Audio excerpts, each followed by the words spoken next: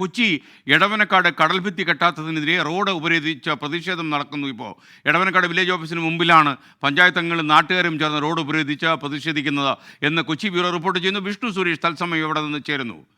വിഷ്ണു, വിശദാംശങ്ങൾ. Good morning again, പറയൂ.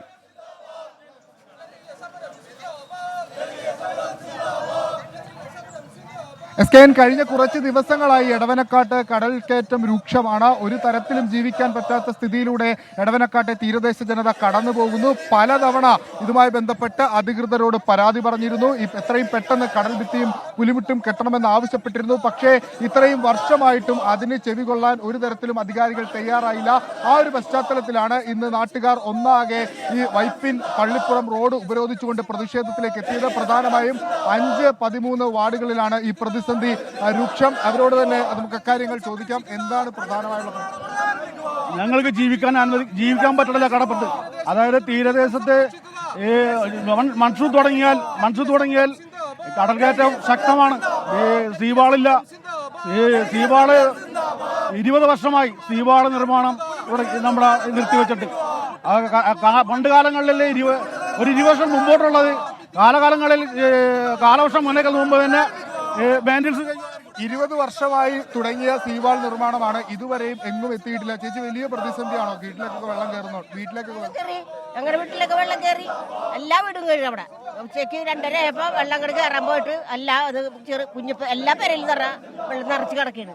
ആൾക്കാരോടൊക്കെ പറഞ്ഞിട്ട് എന്തെങ്കിലും കാര്യമുണ്ടോ? ഈ പറയലല്ലാണ്ട് ഒന്നും ചെയ്യലില്ലല്ലോ. ആ കൽഭിത്തി ഒന്ന് ശരിയാക്കി കിട്ടിയാൽ ഇത്ര ബന്ധം വരില്ലായിരുന്നു. ആകെ ഇടിഞ്ഞ് കിടക്കുകയാണ്. എല്ലാവരും ഇടിഞ്ഞ് ആകെ പോയി കിടക്കലാണ്. ആ സരിയുടെ വീടിന്റെ അവിടെയൊക്കെ കിടന്ന് കിടന്നിട്ടുണ്ടെങ്കിൽ നമ്മനെ അതിശയിച്ച് പോകണം. അതിലാണ് വെള്ളം ഇടിച്ച് കയറണത്. എല്ലാ വർഷവും ഇത് തന്നെയാണോ അവസ്ഥ?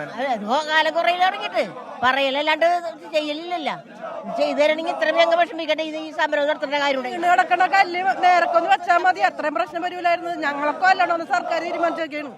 ഇവര് മനഃപൂർവ്വം ചെയ്യാത്ത. അതെ, അങ്ങനെ പറയാൻ പറ്റുള്ളൂ. ഇപ്പൊ ഇന്നലെ വന്ന ഒരു സാർ പറഞ്ഞത് 4 ലക്ഷം രൂപ കൊടുക്കാന്നാണ് പറഞ്ഞ.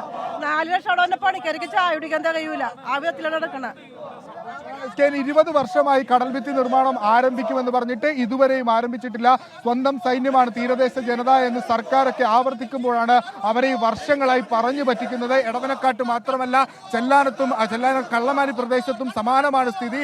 എന്തുകൊണ്ടാണ് കടൽഭിത്തി കെട്ടാത്തത് എന്ന ചോദ്യത്തിന് ഒരു മറുപടി നൽകാൻ ഇതുവരെ ഫിഷറീസ് വകുപ്പോ അധികൃതരോ തയ്യാറായിട്ടില്ല. എല്ലാ തവണയും ഈ തീരദേശ ജനത കടൽ കയറുന്ന ഘട്ടത്തിൽ സമാനതകളില്ലാത്ത പ്രതിസന്ധിയിലൂടെ കടന്നു പോകുന്നു. ഇത്തവണയും അതിന് മാറ്റമില്ല. എത്രയും പെട്ടെന്ന് അധികാരികൾ ഈ വിഷയത്തിൽ ഇടപെടണം. വലിയ നാശനഷ്ടങ്ങൾ അവർക്കുണ്ടാകുന്നുണ്ട്. കടലുകയറ്റവുമായി ബന്ധപ്പെട്ട് ഈ കടലിലേക്ക് പോകാൻ പോലും പറ്റാത്തൊരവസ്ഥ, അവരുടെ ജീവിതോപാധി പോലും വലിയ പ്രതിസന്ധിയിലാകുന്ന ഘട്ടത്തിലാണ് ഇത്തരം കടലിന്റെ ഭാഗത്തുകൂടി പ്രകൃതിയുടെ ഭാഗത്തുകൂടി തിരിച്ചടി ഉണ്ടാകുന്നത്. അധികാരികളുടെ ഭാഗത്ത് ഇടപെടൽ ഉണ്ടാകുന്നത് വരെ പ്രതിഷേധം തുടരും എന്നാണ് എടവനക്കാട്ടെ ഈ നിവാസികൾ വ്യക്തമാക്കുന്നത്. ഇത് ഞാൻ നേരത്തെ സൂചിപ്പിച്ചുള്ള ഇവിടുത്തെ മാത്രം പ്രശ്നമല്ല, ചെല്ലാനത്തും സമാനമായ പ്രതിസന്ധികളുണ്ട്. ചെല്ലാനത്തും കണ്ണമാലി പ്രദേശത്തും ഇതേ സമാനമായ രീതിയിലുള്ള പ്രതിഷേധത്തിന് ഒരുങ്ങുകയാണ് പ്രദേശവാസികൾ. വിഷ്ണു സുരേഷാണ് എടവനക്കാട് നിന്നും തത്സമയം ചേർന്നത്.